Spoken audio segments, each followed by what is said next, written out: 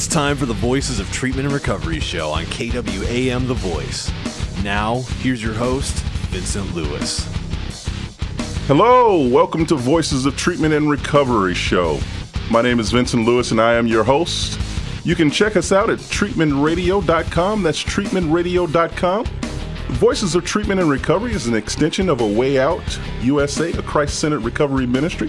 You can also check us out on Facebook. If you go to our website at treatmentradio.com, click on the Facebook link, and join us in our group. Also, you can go to Twitter at Away USA, at A Way Out USA on Twitter, and check us out on Twitter. All right, the mission of Voices of Treatment and Recovery is to glorify God by helping individuals and families struggling with the disease of addiction, one show at a time. And in keeping with that mission, we have an incredible guest on the show today. His name is Reverend Jeffery Haynes, and he comes out of the city of Chicago. And I guess I should start by saying this is an incredible opportunity to interview Jeffery because this is his 58th birthday. I don't know if he wants me to tell you his age, but he's 58 years old. You guys, it's too late. The cat's out of the bag. I'm sure he's celebrating that today. I want to tell you a little bit about our guest. Jeff comes from the south side of Chicago, where he came up in a very, very tough way. He had issues with substances and subsequently overcame those, and he's going to share that with you today. But he went on to open a teen center in Chicago in one of the most violent neighborhoods in the city. He successfully opened and operated a Brown's Pasta and restaurant where he taught youth entrepreneurship. He went on to open many shelters and housing programs for youth. He then went on to get his degree from Roosevelt University. He has a master's in theology from McCormick Theological, as well as a bachelor's in nonprofit management from Roosevelt.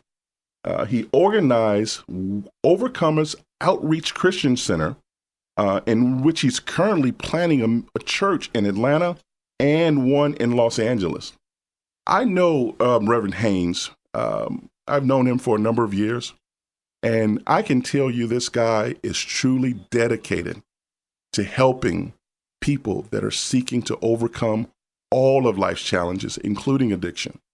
I know him as a community developer in the city of Chicago, where he's done projects upwards in the hundreds of millions of dollars. He is an incredible, incredible guy. And I want to welcome him to the show. Jeff, are you there? I am. Thank you so much, Brother Vincent. Welcome to Voices of Treatment and Recovery, my friend. How are you doing today? Hey, man, I am blessed. You're right. You have let the cat out the bag. I am extremely honored and humbled to be a guest on your show. And I thank God for these 58 years that he has blessed me. It's ironic. I'm 58 years, 29 of those years on the other side of righteousness, and 29 going on 30 on this side. So right now I'm at an equal place in life. First 29 years of my life, very different under the control of the enemy, and these 29 plus years, I thank God for being saved and sanctified, filled with the precious gift of the Holy Ghost. I thank God for sanctification.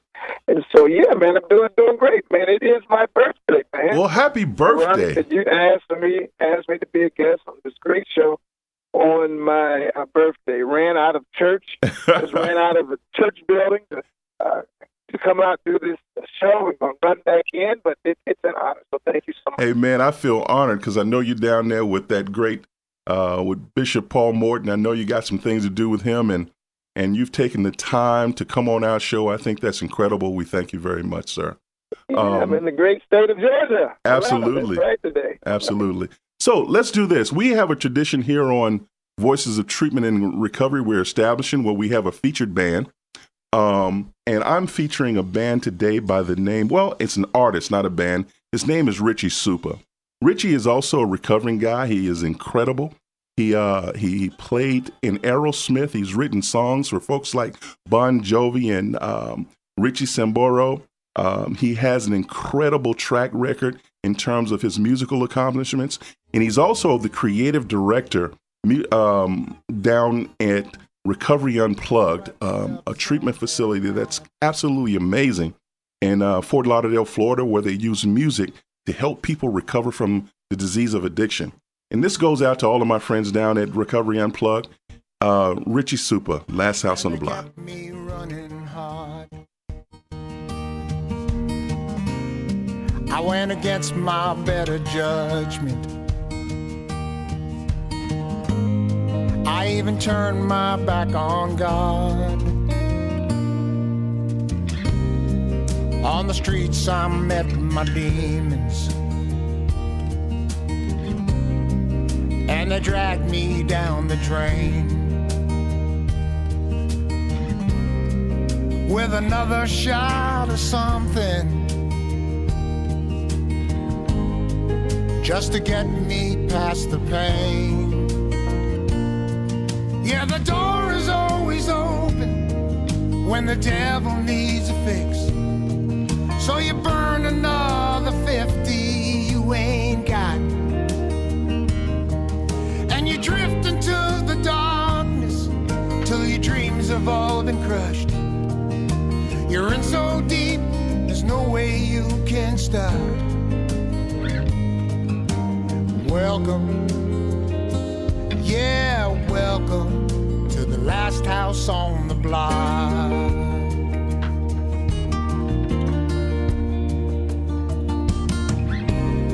He put another nail in his coffin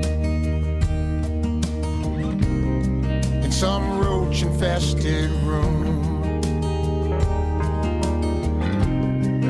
where he thought he found the answers with a needle and a spoon. Yeah, the door is always open when the devil needs a fix.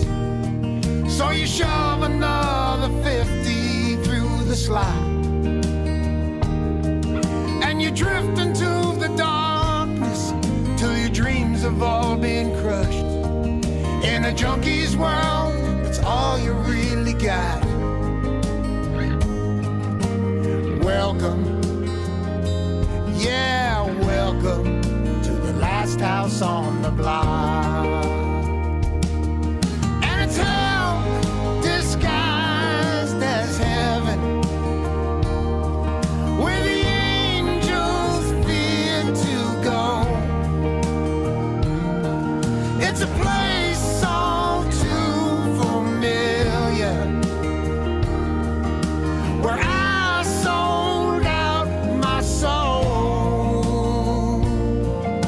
And that's how I know the door is always open when the devil needs a fix.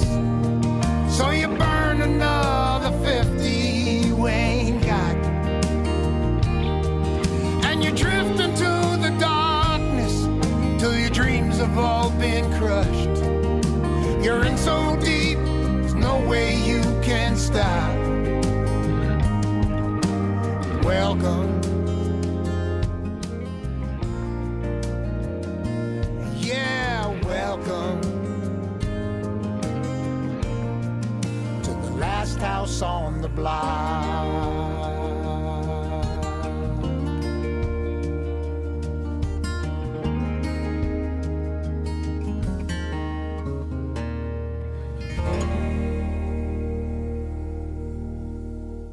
Richie Super, Last House on the Block. We're going to take a brief break right now, and we'll be right back with Reverend Jeffery Haynes. Does your loved one need a little extra care, but not a nursing home? Then Jones Care Homes is for them. They offer home setting for seniors. Residents enjoy similar amenities to assisted living communities with limited medical care in a social environment. Residents are also provided with room and board, as well as assistance with personal needs. They have fully furnished private rooms with cable and high-speed internet access.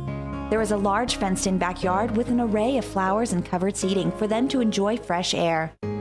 Jones Care Homes is located in beautiful Collierville in a safe neighborhood that is also very peaceful. Contact Jones Care Homes today for information about their private homes for the aged. Call 901-480-3620 and ask for Dorothy. That's 901-480-3620 or visit jonescarehomes.com.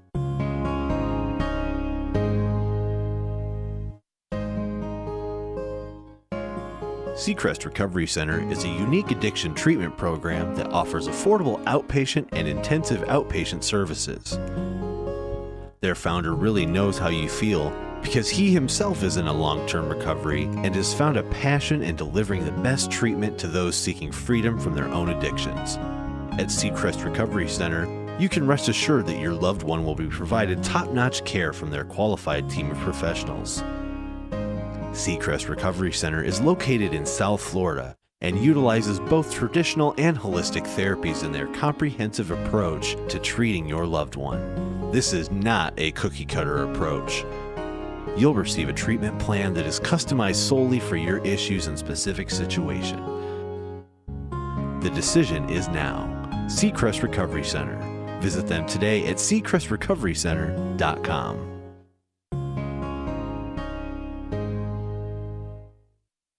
No word in the English language is less convincing than probably. Are you sure we should get matching tattoos on our first date? Sure. We'll probably stay together. Probably? It's been 23 minutes since I ate. I can probably swim. You should wait 30 minutes. Okay, now tell me what to do. Cannonball! Cramp! Oh, I have a cramp. I can probably hit the green from here. Probably. Can I get a mulligan? Ready to go? Hey, are you sure you're okay to drive? Yeah, I'm pretty sober. Yeah, I'm probably okay. Probably okay isn't okay, especially when it comes to drinking and driving. If you're drinking, call a cab, a car, or a friend. Buzzed driving is drunk driving. A message brought to you by NHTSA and the Ad Council. The Connell Health Services is a local Tennessee resource for substance abuse and addiction. Harold Connell had a vision of what he believed needed to be developed in the healthcare industry for substance abuse. Connell Health Services is a safe and acute setting within a hospital with professionals having a history of treating individuals suffering from a seemingly hopeless disease. This is dear to Harold's heart because he has suffered from this hopelessness disease and encourage individuals to take the first step and seek help. Start a new way of life today and visit behavioralhealthforyou.com. You've been listening to the Voices of Treatment and Recovery with your host, Vincent Lewis. Welcome back to Voices of Treatment and Recovery. I am Vincent Lewis and I'm your host. Please check us out at treatmentradio.com. We're here today with Reverend Jeffery Haynes. He's here to tell us a little bit about his story. Hey, Jeff, you still there? I'm here, Vincent. I'm here. Awesome. Thank you for being patient with us, sir, through our commercials. You know we have to pay the bills. Tell us a little bit about your story. Let's start out. Tell us a little bit about what it was like in your youth. Well, first of all, Vince, again, thanks so much. And, what a great song, man. I never heard that song before, but he said he found another 50. And, maybe everybody may not know what that means, but I definitely do. Absolutely. It leads into my story. He said I went against my better judgment. Still doing that sometimes, not as much as before. And he said, being dragged down the drain. Absolutely. Wow, man. That song talks about the utter hopelessness, doesn't it? Huh? It kind of explains that other hopelessness of drug addiction. You're absolutely right, man. And, being dragged down the drain all those years. I started not as young as some, but I started younger than most. My drug years of being dragged down the drain, as your artist said, started at 11 years old when I began. At what age now? 11. 11 years old. I started with what we call gateway drugs, nicotine, and cigars back then. I think since you let the cat out. Okay.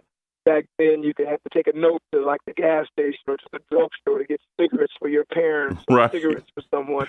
And I used to forge these letters at 10, 11 years old. So I had that addictive behavior very young. Wow. And so it started with cigarettes and cigars. I would smoke these cigars, Vincent, man, and get sick. I mean, so sick. And then, that's that insanity. Then do the same thing over again. Go back for some more, huh? In that same year, I started experiencing with Richards and Ripple and White Port and Kool-Aid, alcohol, called Shake and Bake. That's the Kool-Aid with the White Port. And I started really young. And the very next year, 12, I started experiencing marijuana. And I started using hallucinogenics, acid, angel dust, tack at that time. It was animal tranquilizer. And the time I was 13, my addiction progressed. I mean, every year I graduated to something different. At the age of 13, I started experiencing and using cocaine. And by the age I turned 14, I was not only using regularly, but I was a heroin addict. Wow. At the age of 14, age of 15, I opened up my first of many drug houses. Okay, so you went from drug using to drug dealing. Yes. Went from drug using to drug dealing at an early age. I started selling heroin at 15, but if I back up, I started selling marijuana and acid at the age of 14. Wow. I used to go to these concerts, cool jazz festivals in Milwaukee as a kid, and would sell acid to, all the people in my neighborhood and at these concerts. Blotter and window pane. I mean, was it window pane? Was it a blotter? Something like that. Window pane, something like that. And but that's how that progressed. So tell me, can you tell us a little bit about, when I hear a 13-year-old kid selling drugs at a concert or using those kinds of drugs, what was going on in your life that allowed that situation to exist? Vincent, it is amazing you to ask that question. I think I talked to you a few days ago about, let me answer your question first, then I'll tell you about what happened to me. I almost got kicked out of treatment. Sure. Man, my parents were like a lot of parents. I came from a two-parent home. Mm-hmm. My parents got divorced, later on. I was 19 at that time, and I got divorced, so I was, been out of the house. I moved out of my parents' house very young at 15 years old, and I was out really at 14, in and out, but at 15. But my parents were like a lot of parents, man. They wanted better for their children. So my parents both worked 2 jobs. My mom went to school and worked 2 jobs, and I never, experienced not having food. I thought lights and gas and water bills, and I didn't even know it was bills attached to them because, lights are never off, none of that stuff. Being adult, I made up for all the stuff that didn't happen to me in my childhood in adult. My lights being off, being evicted and all that crazy stuff. But to answer your question, I basically was a latchkey kid. Okay. What my parents thought I wasn't. What they thought I was doing, I wasn't doing. Okay, they thought I was at, I wasn't there. Matter of fact, I used to sneak out of the house, climb out the second floor window as a kid, as a shorty. And when they thought I was in bed, man, I would be gone, man, really, all night long. Really? And then, I remember when my re-entry plan finally, I got busted. My parents were waiting up for me. But I was able, man, for years, sneak out of the house, climb down the second floor, out. And even steal my father's Cadillac out the garage and be gone, man. As a kid, I mean, it's 12, 13 years old. And to hear you say that, Reverend. I shot dice and played poker as a kid. To hear you say that. Much I didn't do. And then, of course, I almost died twice from gunshot and shot three times. Whoa, hold up. Let's bag up a little bit. Because I got to get to that part. But okay. I think the listeners, oftentimes we hear about youth getting involved in drug activity. You think it's because the parents were somehow awful parents, but that's not always the case, is it? That is definitely not always the case. So you have to know where your kids are at, who they're hanging with. You know, honestly, you have to be nosy and, you know, make sure, you know, with social media today, which we didn't have then. So, yeah, you're absolutely correct. I had great parents. Okay, awesome. So let's get to this gunshot. What happened? Well, I got shot by the first drive-by shooting I ever heard of. I did. I got shot. A drive-by? Yeah, it was a drive-by. I had a drug house, and I had a problem in one of my drug houses and shot this guy, a friend of mine, in my drug house, disrespected me. And then the very next day, his brother retaliated and did a drive-by, followed me. And, he was a good shot, driving down a busy street called 79th Street on the south side of Chicago. Well, unfortunately, he was a good shot. He was a good shot. I mean, my God. He wasn't a better shot, but he shot me, you know, driving by. I mean, straight in my upper shoulder. A few inches higher, it would have hit me in my head. And then that bullet went through my arm and straight into my chest and stopped right at my heart. So back then, before being saved, I would say I dodged death twice that day because a couple inches higher hits my head. If the bullet travels a couple inches further, it hits my heart. Matter of fact, that bullet is still lodged in my chest. Whenever I do an X-ray, I know what the doctor or the X-ray technician is going to say. What's that in your chest? It is a bullet. You set off the metal detectors, man, when you go to the airport? No. That's when I do X-rays. I was 26. I got shot that time in 1986, and then I got shot again in 1988, 2 years later. I got shot within a gambling dispute at one of the major gambling houses in Chicago, which, you know, where all the hustlers and criminals go to gamble. Okay. And there was an argument there place, and I got shot across the dice table, directly in my heart, twice, 2 bullets. It was automatic. Shot me twice, right in my heart. The bullet hit the edge of my rib case. And went down and tore up part of my stomach. I had part of my stomach and bowels removed. And matter of fact, I died, man. I have the medical record. I died in surgery. Oh my God! And, but God had another plan. So I would say that, Dave Vincent, when I got shot in my stomach with those 2 bullets, I dodged death twice that day. The bullets. I mean, if you saw the entry where the bullets went in, right where my heart's at. Okay. And so then I died in surgery. So I would say I dodged death 4 times, 2 times in 86, 2 times in 88. But after being saved, I realized I didn't dodge death. God just had another plan for my life. So what age were you? I was 26 and 28. And the very next year after that, I went in 89, I went into Grant Hospital, which is now torn down in Chicago for detox, then went to Crossroads on St. Xavier College campus, ran by intervention for 28-day treatment, so it was 33 days total detox treatment. And then one of the best things I did in my life, one of the best of many, was I went to a halfway house, man, for 11 months. So let me back up here. So after you were shot, you went into treatment. No, well, I had to go back out for another year. It's funny that you'd ask that. That's why that song you played means so much to me. Never heard it before.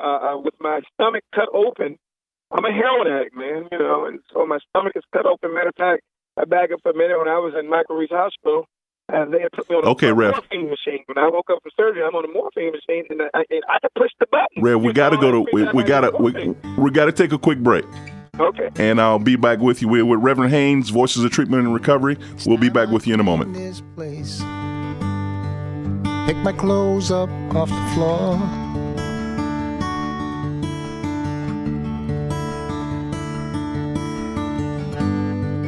Maybe take a shower, 'cause I can't stand myself no more.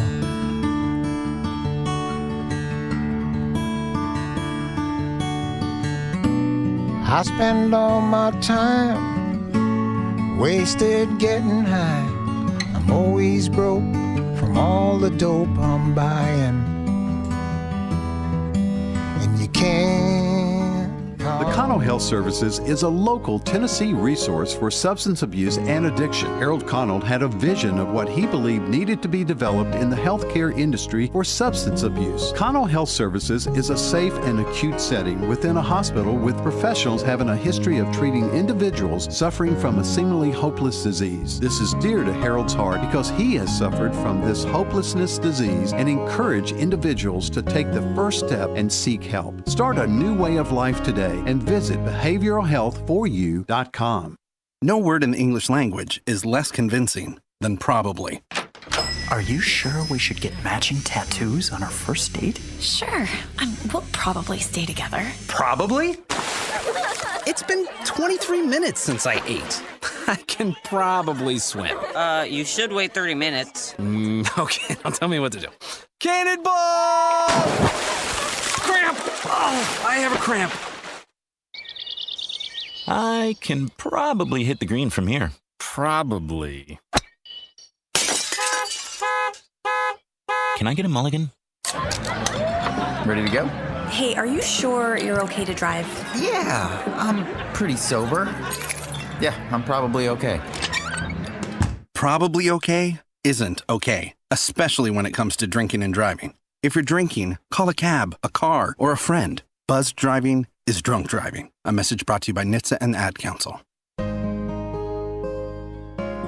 Seacrest Recovery Center is a unique addiction treatment program that offers affordable outpatient and intensive outpatient services. Their founder really knows how you feel because he himself is in a long-term recovery and has found a passion in delivering the best treatment to those seeking freedom from their own addictions. At Seacrest Recovery Center, you can rest assured that your loved one will be provided top-notch care from their qualified team of professionals. Seacrest Recovery Center is located in South Florida and utilizes both traditional and holistic therapies in their comprehensive approach to treating your loved one. This is not a cookie-cutter approach. You'll receive a treatment plan that is customized solely for your issues and specific situation.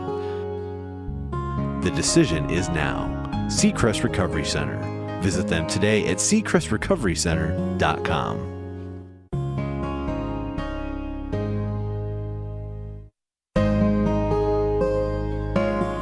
Does your loved one need a little extra care, but not a nursing home? Then Jones Care Homes is for them. They offer home setting for seniors. Residents enjoy similar amenities to assisted living communities with limited medical care in a social environment.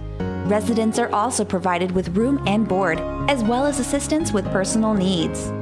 They have fully furnished private rooms with cable and high-speed internet access. There is a large fenced-in backyard with an array of flowers and covered seating for them to enjoy fresh air. Jones Care Homes is located in beautiful Collierville in a safe neighborhood that is also very peaceful. Contact Jones Care Homes today for information about their private homes for the aged. Call 901-480-3620 and ask for Dorothy. That's 901-480-3620 or visit jonescarehomes.com. You've been listening to the Voices of Treatment and Recovery with your host, Vincent Lewis. Welcome back to Voices of Treatment and Recovery. I am Vincent Lewis. I am your host. Check us out at treatmentradio.com. We're talking to Reverend Jeffery Haynes. Hey, Jeff, you still there? I am, Vincent. I'm here. Awesome, awesome. So we're getting ready to talk a little bit about, you were in that last year, heading into treatment after that, right? Yeah. I was saying, Vincent, where I left off where I was put on this morphine machine in the hospital, and where you hit the button yourself. I'm a heroin addict on a morphine machine. When I wake up out of surgery, I got a morphine machine, and I remember, man, like yesterday, a doctor coming in my room that very next morning and asked me, "A drug problem?" He said they had never seen one. I was hitting that button, bam, bam, bam, bam, and it brings a smile to my face. Not thinking how God has changed my life, but anyway.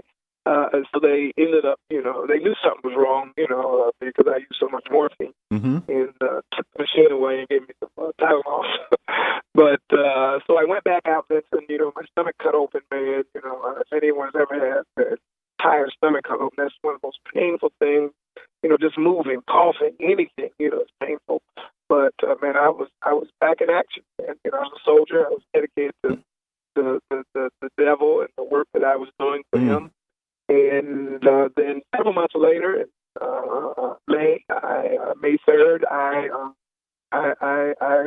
surrendered. I went into treatment. I didn't surrender to the Lord. I didn't know the Lord at that point, but I went into treatment. What was the thing? What was the thing? That last house on the block. What was that thing that made you surrender? The incident. That when you said enough is enough. I think I don't think I know for any Christians, the Christians that are living, listening, of course, would have to agree that I always was like a fish without water all those years. Honestly, man, I never really fit in. I used to watch people. Why I am, doing all these illegal things. I was a pimp for many years, and while I was doing this, I used to admire people as I'm going to bed while they're on their way to work. I'm just going to bed every night while I'm working. I'm going to work smiling with a cup of coffee. And, I have a bottle of beer and, drugs, and they have a cup of Starbucks. And I always wanted to have that life. And I'm not making an excuse. I was really trapped. My mother and father, God bless them, I buried my mom and dad in recent years, and they had 4 children. And all 4 of us were heroin addicts, all 4 of your siblings. And really? 2 before me, matter of fact, it's ironic, my oldest brother, I gave him his first, I believe, bag of heroin. And so he's the oldest, and the 2 under him, were heroin addicts before me. And so I was the 3rd out of 4th, and the oldest was the last. So you could see what I'm hearing in your story, Reverend, if you will. What I'm hearing in your story is heroin, morphine in the hospital, these opioids, right? And we have a crisis in America right now that everyone's talking about. I mean, we know drugs have always been a crisis in America, but right now we have a major crisis where people are dying at alarming rates, especially young people. What could you tell us about the opiate situation? What kind of addiction is that? How did it affect you? Well, heroin addiction is, pretty much like any other addiction where your body, craves for that, for that drug, the pleasure center in our brain, craves for that. The difference with heroin and some other drugs is that, again, it's addictive, and it is your body, aches for it. You don't have it. It's very similar to alcohol, the withdrawals. And so, you have all kind of withdrawals, and so, it's very, very difficult to get off heroin. It is. I, used methadone for many years, and so what I ended up doing, Vincent, is went back to heroin to get off of methadone. Methadone is synthetic. It gets in your bones and your body. And so I had to go back to heroin to get off methadone. And then I cold turkey and through treatment. And bed shaking at night, sweating. And so thank God I made it through that storm. And then I was telling you, I went to this halfway house, man, and I was one of the best things that I ever did was halfway house for 11 months. Within that time, ironically, man, and nothing but by the grace of God, so a good friend at Mary Village, who I buried years ago, got me a job at Haymarket. Haymarket is, to this day, was then and even to this day, one of the biggest providers in substance abuse and alcohol. In Chicago. State of Illinois. In state of Illinois, and, I got a job there, man, and then, man, by the grace of God, man, God bless me. I was training counselors within my first year. Didn't even have, any education. At that time, I had less than a freshman education. Didn't even have a full freshman year of education. I got kicked out of 2 schools, the notorious Kenwood in Hyde Park, and then I got kicked out of Central Y, which is a school for dropouts. Got kicked out of both high schools for selling drugs in my freshman year. And so I got this job, and the supervisor said, "Hey, man, I'll give you this job, and not supposed to get it, but your story's phenomenal. if you guarantee me you'll go to school. You know, you have to get to school. So I did go to Harold Washington and enrolled in the social work courses and substance courses and stuff like that. But and so, ironically, Vincent, in my office one night, going through charts, making sure individuals were properly discharged, which I had problems with all my supervisors down there. Because, my job was to make sure they had the proper treatment plan. Right. And some of the treatment plans, were just, done on paper, but wasn't done from the person's heart. And these were God's vessels, and I had to make sure that they were being referred to which speaks facility. to going to the right facility, right? You need to go to a facility when you're seeking help. You need to go to a facility that's going to not only tailor the treatment plans to your needs, but make sure that they're monitoring your progress, updating those treatment plans as needed, right? A lot of places, unfortunately, we do have some places, I won't say a lot of places, they're kind of cookie cut treatment plans and, they're just getting the dollars, right? So that's why it's so very important to go to the right facility. And we try to endorse facilities that are trying to do the right thing here. So in your time is running short on this, so I want to really get into where are you today? What's going on, man? How did you make that transition from... Well, I'm glad you asked, Vincent. Yeah. I'll say it real quick. So, hey, man, I thank God for bridges that brought me over. Sometimes we forget to thank God for bridges that he uses to bring me over. And so, I got involved in AA, CA, NA, self-help groups as I started meetings and stuff. And, man, the AA has a big book. They call it the Big Book, the AA Big Book. Man, right after I organized Reach Out and Touch, that's what I was saying. I had started treatment there one night looking at church, man, and found out the disparities also in treatment. And I'm not using race cards at all, but certain groups of people couldn't access higher levels of treatment. Right. And so, I knew something had to be done. So I got together, man, with some judges, attorneys. I had just a year clean. And God birthed in me one night. Diane Ross's song was on Reach Out and Touch somebody's hand. And the very next morning, I organized an organization called Reach Out and Touch, which went on to be one of the largest, social service providers in the state. And then that very next year, I surrendered my life to the Lord. So what I'm saying is that at that time, that 12-step in that big book, AA Big Book, I found out later that big book was a little book. And the big book, was the 66 books of the Bible, 39 Old Testament and 27. So the 12 steps led you to where?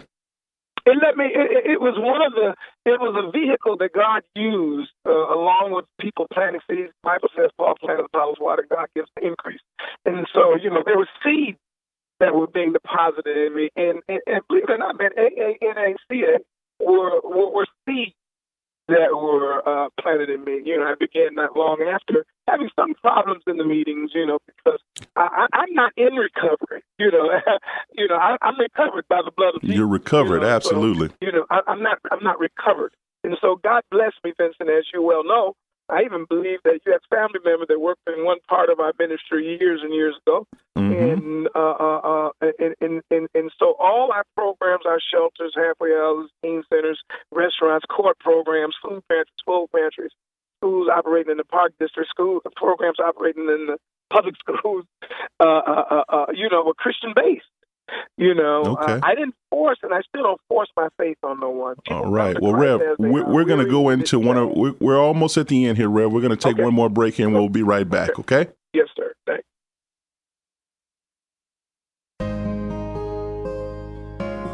Seacrest Recovery Center is a unique addiction treatment program that offers affordable outpatient and intensive outpatient services.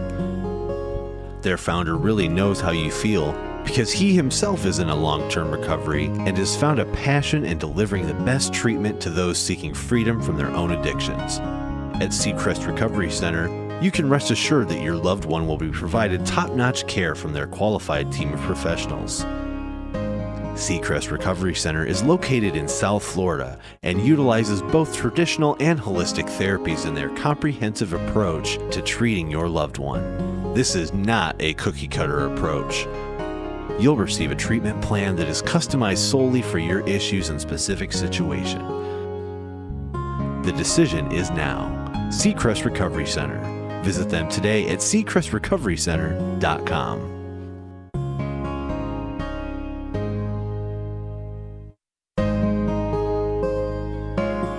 Does your loved one need a little extra care, but not a nursing home? Then Jones Care Homes is for them. They offer home setting for seniors. Residents enjoy similar amenities to assisted living communities with limited medical care in a social environment.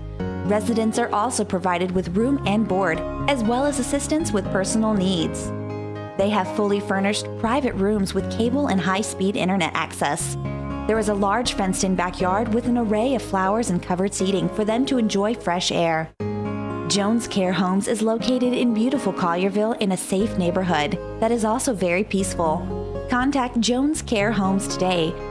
For information about their private homes for the aged, call 901-480-3620 and ask for Dorothy. That's 901-480-3620 or visit jonescarehomes.com. The Cano Health Services is a local Tennessee resource for substance abuse and addiction. Harold Connell had a vision of what he believed needed to be developed in the healthcare industry for substance abuse. Cano Health Services is a safe and acute setting within a hospital with professionals having a history of treating individuals suffering from a seemingly hopeless disease. This is dear to Harold's heart because he has suffered from this hopelessness disease and encourage individuals to take the first step and seek help. Start a new way of life today and visit behavioralhealthforyou.com. No word in the English language is less convincing than probably. Are you sure we should get matching tattoos on our first date? Sure. We'll probably stay together. Probably? It's been 23 minutes since I ate. I can probably swim. You should wait 30 minutes. Okay, now tell me what to do. Cannonball! Cramp! Oh, I have a cramp. I can probably hit the green from here. Probably. Can I get a mulligan? Ready to go? Hey, are you sure you're okay to drive? Yeah, I'm pretty sober. Yeah, I'm probably okay. Probably okay isn't okay, especially when it comes to drinking and driving. If you're drinking, call a cab, a car, or a friend. Buzzed driving is drunk driving. A message brought to you by NHTSA and the Ad Council. You've been listening to the Voices of Treatment and Recovery with your host, Vincent Lewis. Welcome back to Voices of Treatment and Recovery. I am speaking with Reverend Jeffery Haynes from the city of Chicago. He's sharing his experience, strength, and hope with us. Reverend, are you still there? I am here, Vincent. Awesome. So let's get back to what we were talking about. We have a few minutes here. I want to maximize your time that we have left. Let's talk a little bit about where you are today in your life and what's going on. Well, man, I had an interesting point in my life, again, on my 58th birthday. Congratulations. Happy birthday, Rev. Thank you, on this great show.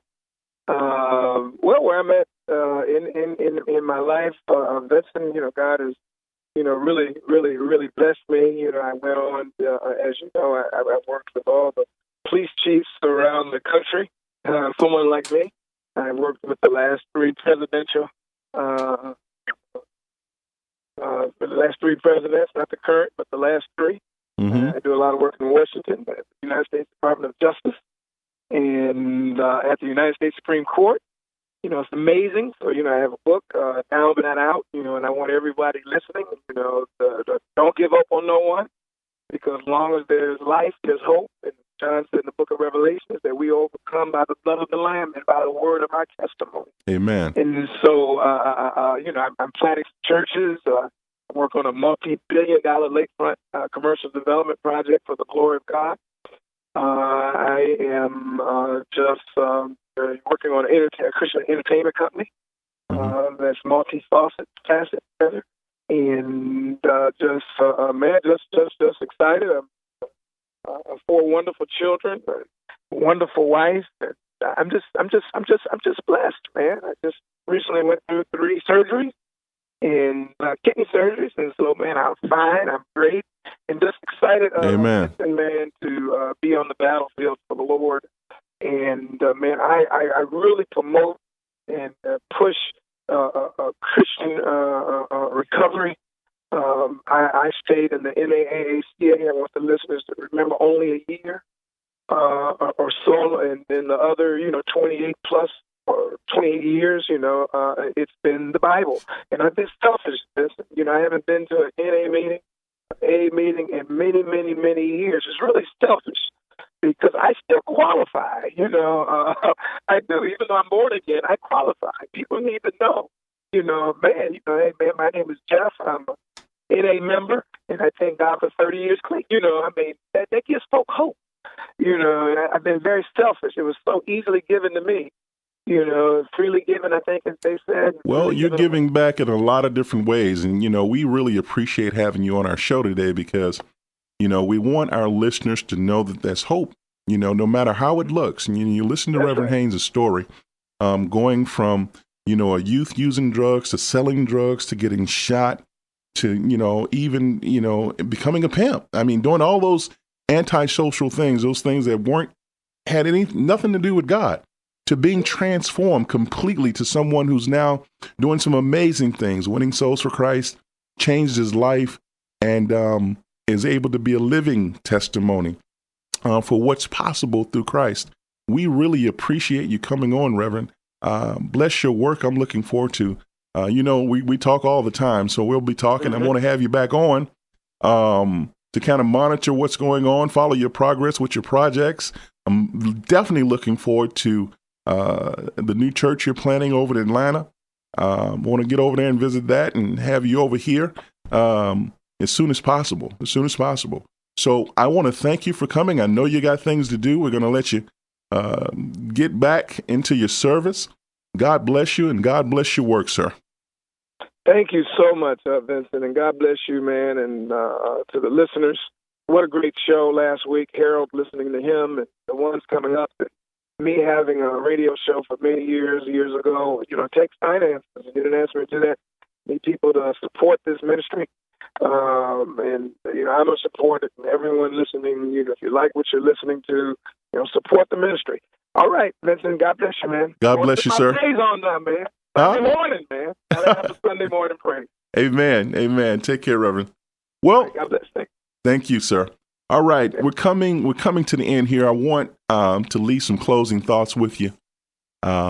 There's a prayer I want to share with you all that are struggling with addiction.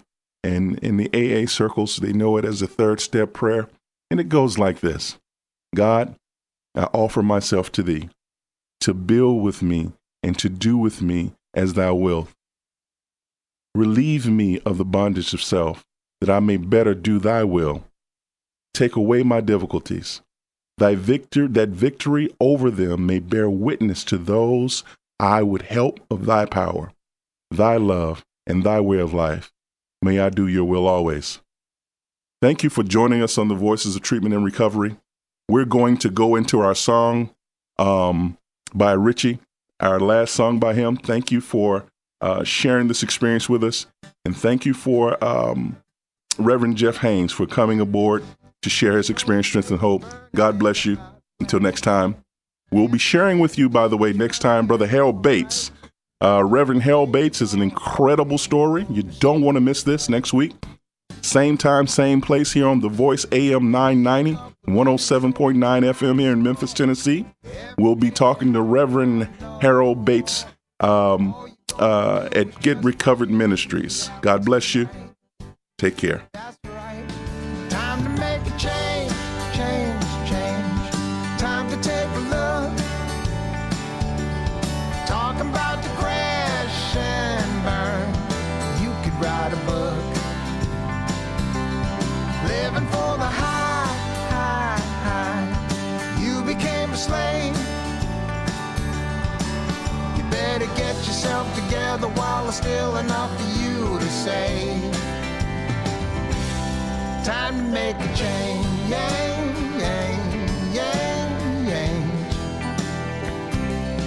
Time to make a change.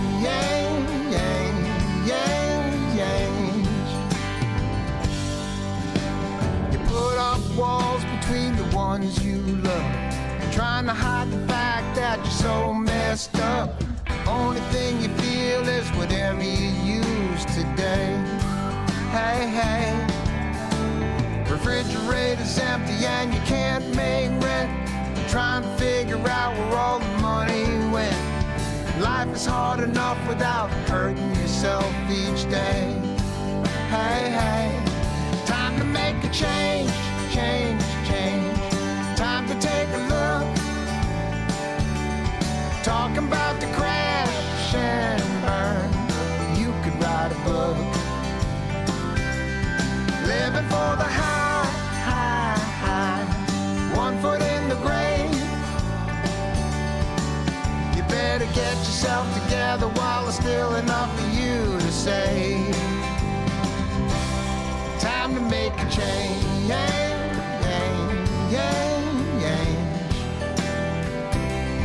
Time to make a change.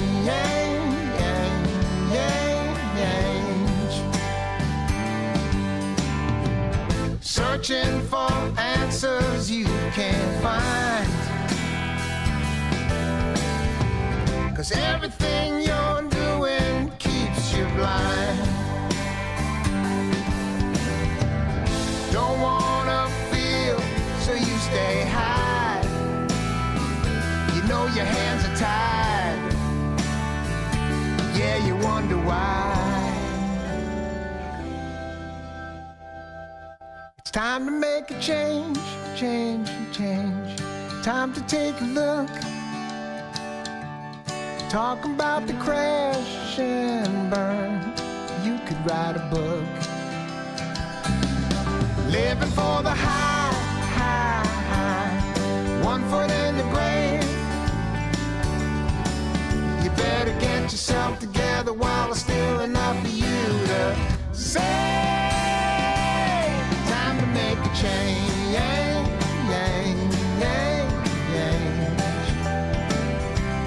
Time to make a change.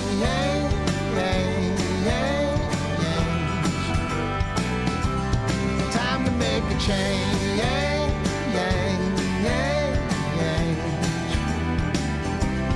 Time to make a change.